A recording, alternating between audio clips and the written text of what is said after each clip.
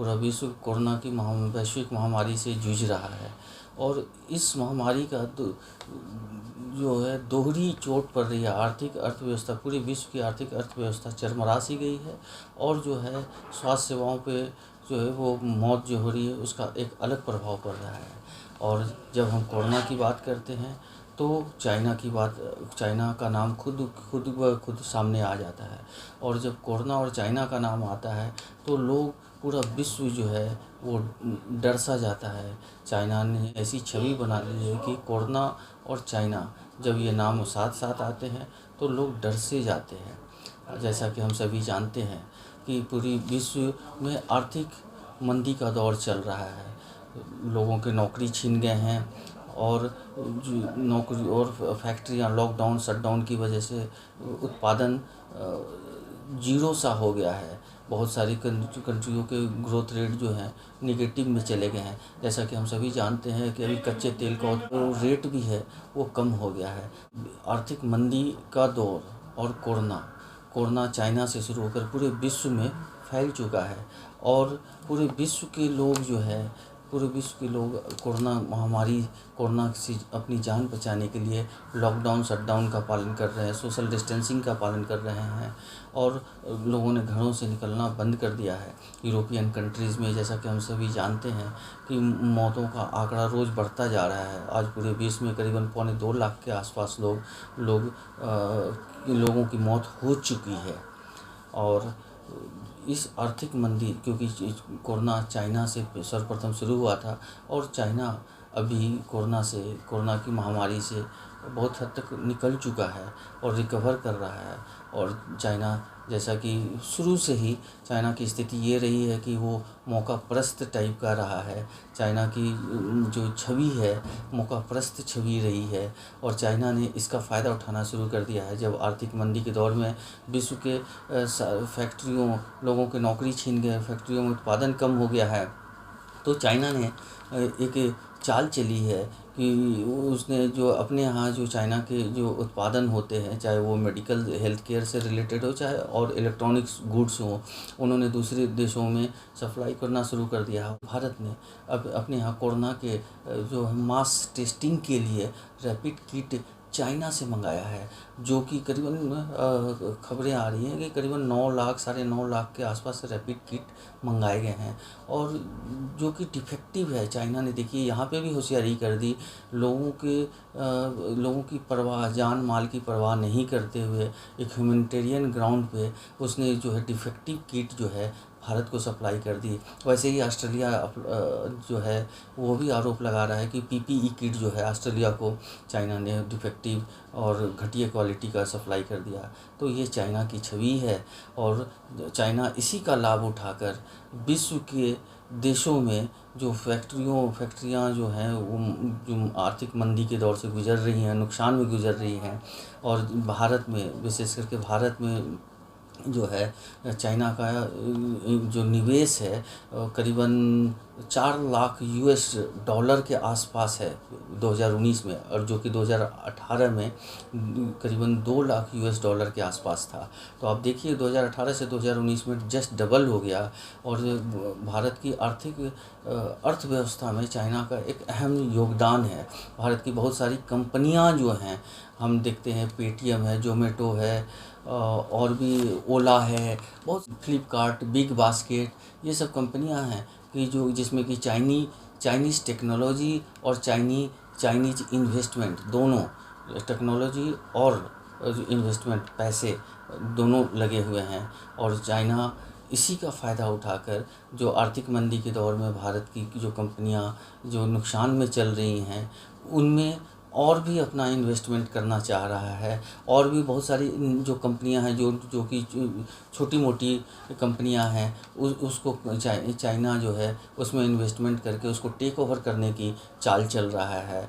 और इसी क्रम में पूरे विश्व चाइना के इस जो जिसको अगर हम कहें कि चाइना के इस चाल से पूरा विश्व अवगत है और पूरे विश्व ने अपने फॉरेन डायरेक्ट इन्वेस्टमेंट जो एफडीआई पॉलिसी सारे वर्ल्ड के सारे कंट्रियों के हैं, सबने अपना अपना बदलाव करना शुरू कर दिया है और हर देश ने इसमें ये क्लाउज लगा दिया है वो बदलाव करके किसी वहाँ के गवर्नमेंट की अप्रूवल आवश्यक होगी किसी भी इन्वेस्टमेंट में, Chinese investment, specially Chinese investment के मामले में। इसी क्रम में भारत सरकार ने भी 18 अप्रैल शनिवार को जो है अपनी एफडीआई पॉलिसी में बदलाव किया है और भारत सरकार ने भी जो है जो किसी भी कंपनी के इन्वेस्टमेंट में भारत में इन्वेस्टमेंट में जो है चाइनीज इन्वेस्टमेंट को विशेष करके ध्यान में रखते हुए गवर्नमेंट से अप्रूवल की जो है वो क्लाउज लगा दी है।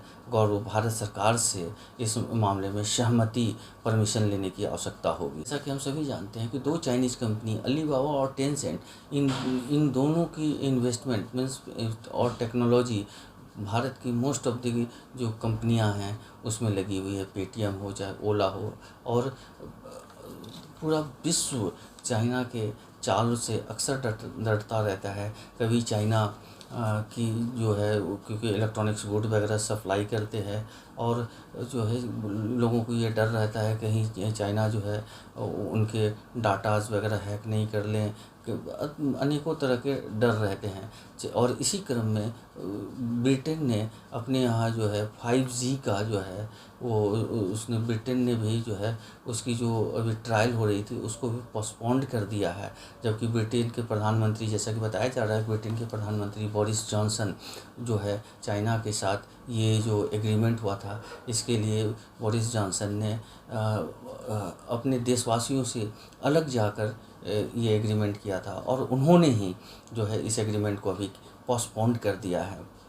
तो चाइना की जो भेड़िया चाल है इससे पूरा देश, पूरा विश्व अवगत है और सभी लोग डर रहे हैं कि चाइना ना जाने क्या कर दे। इसी क्रम में अमेरिका, ऑस्ट्रेलिया, पश्चिम जर्मनी, फ्रांस, स्पेन सभी देशों ने अपनी एफडीआई पॉलिसी में बदलाव कर दी है।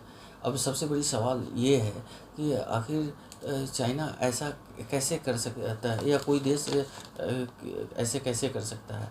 तो जहाँ तक हम लोग जानते हैं कि अगर हमारे देश में जो भी कंपनियां हैं, जो भी फैक्ट्रीज़ हैं, तो उन कंपनियों में जो फॉरेन इन्वेस्टमेंट होता है, गवर्नमेंट ने बहुत अपनी पॉलिसी को लिबरल रखा था और उसी का फ़ायदा उठा के जो है उसमें इनके शेयर जो है ये शेयर खरीद लेंगे, इनके इन्वेस्टमेंट ज़्यादा हो जाएंगे और इनडायरेक्टली ये टेक ओवर कर लेंगे और उस करने के बाद जो है फिर वो कंपनियों को अपने तरीके से चलाएंगे। हम सभी जानते हैं कि भारत सरकार या विश्व के अन्य देशों ने जो ये निर्णय लिए हैं एफडीआई पॉलिसी, जो अपने एफडीआई पॉलिसी में जो बदलाव किए हैं, इस बदलाव का उन देशों के आर्थिक अर्थव्यवस्था पे ज़रूर तात्कालिक या हो सकता है लॉन्ग टर्म में भी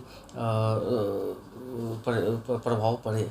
मगर चाइना से बचने के लिए, चाइना के जो चाइना के चाल हैं, जो चाइना की होशियारी है और इसकी लॉन्ग टर्म, चाइना के होशियारी के लॉन्ग टर्म नुकसान से बचने के लिए ये बहुत ही ज़रूरी है कि सभी देश अपने एफडीआई पॉलिसीज़ में बदलाव लाएं और चाइना से दूरी बना के रखें, क्योंकि चाइना ना जाने कब क्या कर ले। जब जो देश रैपिड किट के नाम पे, पीपीई किट के नाम पे अगर दुनिया को अगर धोखा दे सकता है तो वो कुछ भी कर सकता है।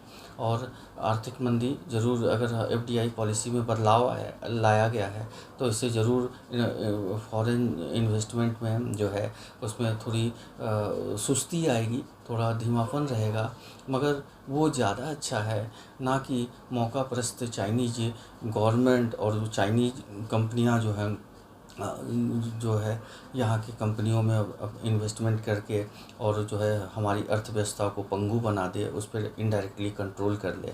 इसीलिए भारत सरकार ने जो बदलाव लाया है बहुत ही सराहनीय कार्य है। सराहनीय कार्य के लिए हम लोग भारत सरकार के माननीय प्रधानमंत्री श्री नरेंद्र मोदी जी का दिल से धन्यवाद करना चाहेंगे।